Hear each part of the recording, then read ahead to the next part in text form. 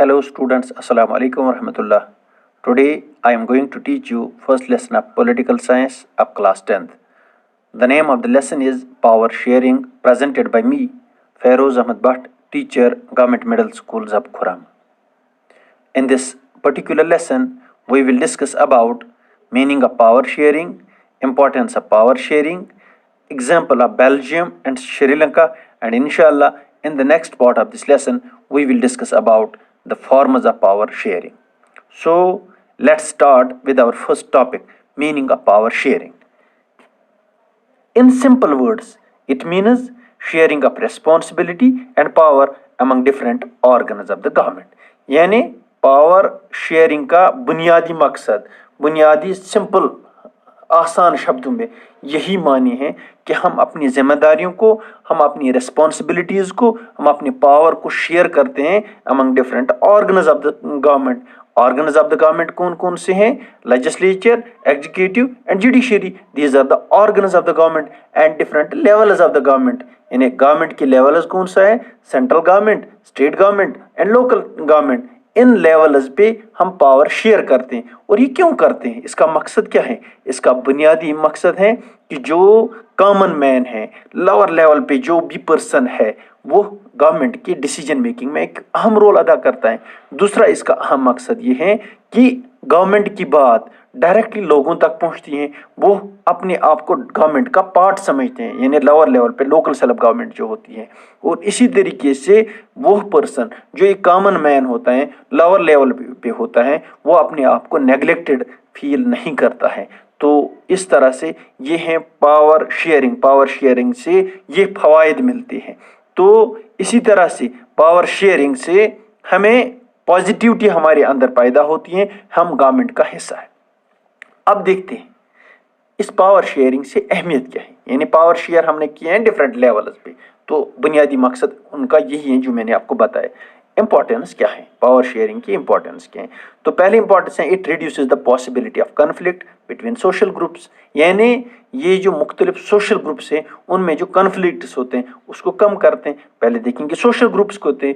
Social groups होते हैं वो ग्रुप्स जो हमारे सोसाइटी में होते हैं. जैसे जेंडर की बुनियाद पे ग्रुप होता है, जेंडर वाइज ग्रुप्स होते हैं, रिलीजन वाइज ग्रुप्स होते हैं, कास्ट ग्रुप्स होते हैं, लैंग्वेज ग्रुप्स होते हैं, इथनिसिटी ग्रुप होते हैं, रीजन वाइज ग्रुप होते हैं. यानी वो ग्रुप्स जो समाज में होते हैं वो माइनॉरिटी में भी होते हैं, मेजॉरिटी में भी होते हैं. उनमें कन्फ्लिक्ट हर जगह पे हो सकता है, डिवीजन हो सकता है, उनकी डिफरेंट राय हो सकती है, उनके साथ उनको नेगलेक्ट फील कहीं पे वो फील करते हैं नेगलेक्टेड, तो उस वजह से कन्फ्लिक्ट्स होते हैं. जब पावर शेयरिंग होता है उनको एक पार्ट बनाया जाता है गवर्नमेंट मेकिंग का, डिसीजन मेकिंग का, तो वो नेगलेक्टेड फील नहीं करते हैं. जब वो नेगलेक्टेड फील नहीं करते तो कन्फ्लिक्ट्स नहीं होते हैं. जब कन्फ्लिक्ट्स नहीं होते हैं तो मुल्क ग्रोथ और डेवलपमेंट की ओर जाता है. तो ऑब्वियसली इकोनॉमिक ग्रोथ होती है, इकोनॉमिक डेवलपमेंट होती है. जब इकोनॉमिक ग्रोथ और डेवलपमेंट होती है तो आउटकम बेटर आते हैं, मुल्क आगे बढ़ता है. साथ ही मेजॉरिटी जो होती है वो माइनॉरिटी को हर्ट नहीं करते हैं. जब माइनॉरिटी का एक अहम रोल बनता है डिसीजन मेकिंग में, गवर्नमेंट पॉलिसीज में, तो उसको हर्ट नहीं होते हैं. वो अपने पॉइंट ऑफ व्यू आगे रख सकते हैं, उनके जज्बात, एहसासात, तमद्दुन, सकाफत, उन चीज़ को उसमें ऐड करते हैं. तो जब वो ऐड होते हैं उनकी जज्बात मजरू नहीं होते, उनको नेगलेक्ट फील नहीं होते हैं. इसी तरीके से it gives people right to be consulted and know how they are governed. तो ये उनको एक मौका देता है किससे आप, कौन आपकी हुकूमत करते हैं, कौन आपकी तर्जुमानी करनी चाहिए, किस तरह से आपकी हुकूमत होनी चाहिए. यानी जो बुनियादी लेवल पे जो इश्यूज हैं वो आगे लेवल तक पहुंचते हैं और उनको रिजॉल्व होते हैं अकॉर्डिंगली. तो ये है इसका सबसे बड़ा फ़ायदा.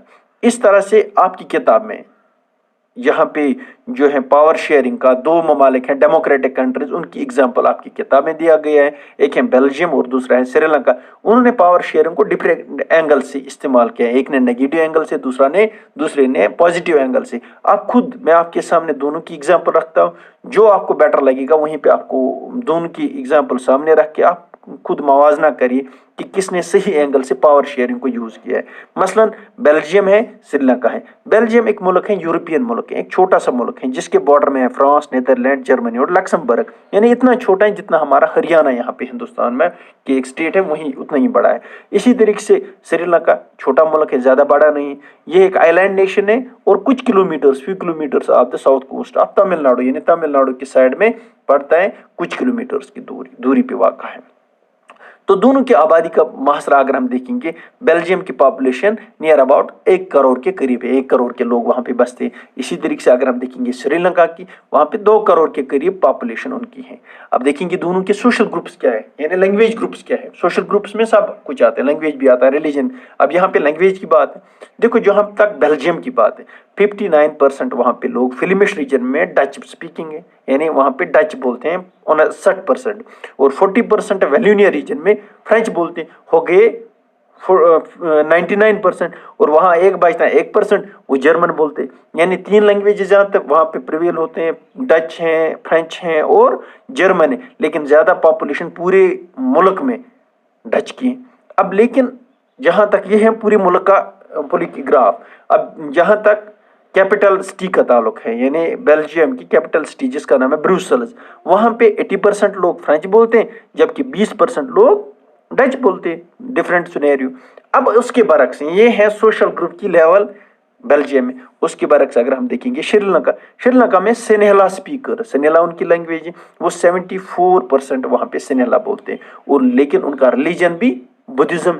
उसके बरक्स अगर हम देखेंगे श्रीलंकन तामिल्स, यानी तामिल जो वहाँ पे बोलते हैं, वो टोटल में 18% है, 18% है, लेकिन 18% में भी 2 डिवीजन है। एक है श्रीलंकन तमिल, वो 13% है, और दूसरा है इंडियन तमिल्स, वो 5% है। श्रीलंकन तमिल्स तो वही आते हैं, वही समझ में आता है, यानी वही के रहने वाले और तमिल बोलते हैं।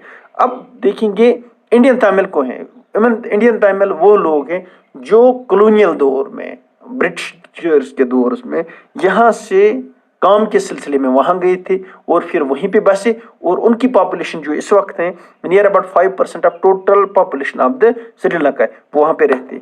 अब ये हो गया 74%, 18%, और फिर 7% क्रिश्चियंस वहां पे रहते हैं श्रीलंका में, लेकिन वो बहुत तमिल भी बोलते हैं और सिन्हला भी बोलते हैं, इसलिए वो इशू उनका नहीं। अब देखेंगे प्रॉब्लम्स क्या है दोनों ममालिक में।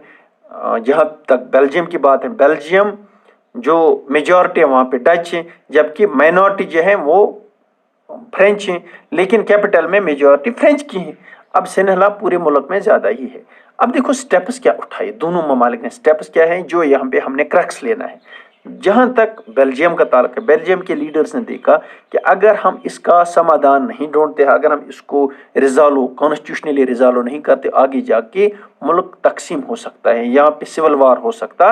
तो उनके लीडर्स ऑफ द बेल्जियम, उन्होंने इकट्ठे हो गए, यानी दे फ्रॉम 1970 से लेकर 1993 तक दे अमेंडेड देयर कॉन्स्टिट्यूशन 4 टाइम्स, यानी अपने कानून को 4 बार उन्होंने तरमीम की है, और उसमें ऐसे क्लास डाले गए जिसमें दोनों जो ग्रुप्स हैं उनको रिप्रेजेंट करते हैं। मसलन उन्होंने वहाँ पे जो सेंट्रल गवर्नमेंट है वहाँ पे 50% सीट्स बोथ द कम्युनिटीज़ के लिए रिजर्व करके रहे, यानी डच 50% मिनिस्ट्रीज ले सकते हैं, फ्रेंच 50% मिनिस्ट्रीज ले सकता है। उसके बरक्स अगर हम देखेंगे सिन्हला में डिफरेंट सिचुएशन है। सिन्हला में 1956 में मैंने लीडर्स ऑफ द सिन्हला कम्युनिटी उन्होंने क्या किया है, मेजॉरिटेरियन मेजर्स उन्होंने अपनाए। 1956 में एक कानून पास किया है इधर श्रीलंका में, और उसमें सिन्हला जो है वो उसको official language of the country declare कर दिया। साथ ही सिन्हला एप्लीकेंट्स, यानी जो वो लोग जो सिन्हला बोलते हैं उनके लिए रिजर्व रखी गई थी यूनिवर्सिटी में सीट्स, गवर्नमेंट जॉब्स में सीट्स, तो इस वजह से उन्होंने उसी को ज़्यादा अहमियत दे दी है। साथ ही उन्होंने क्या किया है, कॉन्स्टिट्यूशन में स्पेशल प्रोटेक्शन रखा है बुद्धिज्म के लिए, क्योंकि वो ज़्यादा बुद्धिस्ट थी। तो ये है श्रीलंका की सिचुएशन, और यहाँ पे है बेल्जियम की सिचुएशन। उन्होंने 50% मिनिस्ट्रीज दोनों लैंग्वेज के लोगों के लिए रखी। साथ ही उन्होंने स्टेट गवर्नमेंट जो वहाँ पे बनी थी बेल्जियम में उनको पावरफुल बनाया, उनको सबॉर्डिनेट नहीं बनाया बल्कि पावरफुल बनाया। वो इंडिपेंडेंट थे, सेंट्रल गवर्नमेंट के अंडर डायरेक्टली नहीं आते थे, बल्कि सबॉर्डिनेट थे, इंडिपेंडेंट थे और पावरफुल थे। साथ ही उन्होंने ब्रुसेल्स में जो ब्रुसेल्स की हुकूमत थी, यानी कैपिटल सिटी ऑफ बेल्जियम, वहाँ की हुकूमत जो बनी उसमें भी 50% सीट्स डच के लिए भी रखी और फ्रेंच के लिए भी रखी। उसके साथ साथ एक और उन्होंने जो थोड़ा सा डिफरेंट है बाकी ममालिक से, वो ये है थर्ड काइंड ऑफ गवर्नमेंट जिसको कहते थे वो कम्युनिटी गवर्नमेंट, यानी कम्युनिटी गवर्नमेंट उन्होंने इलेक्ट की, जो जिसमें वन लैंग्वेज के लोग बिलोंग करते थे। मसलन जर्मन, फ्रेंच और डच, हर किसी ने अपनी कम्युनिटी लैंग्वेज यानी एक गवर्नमेंट बनाए हैं। हर कोई लैंग्वेज अपनी गवर्नमेंट बनाता था और उनका बुनियादी मकसद यही था, उस गवर्नमेंट का बुनियादी मकसद यही था। अगरचे ये हेक्टिक था लेकिन उसको पीस ट्रैंक्विलिटी प्रिवेल करने में उनको फायदेमंद साबित हो गया। उसका बुनियादी मकसद यही था, कल्चरल, एजुकेशनल और लैंग्वेज रिलेटेड इश्यूज जितने भी थे मुल्क में वो रिजॉल्व करते थे।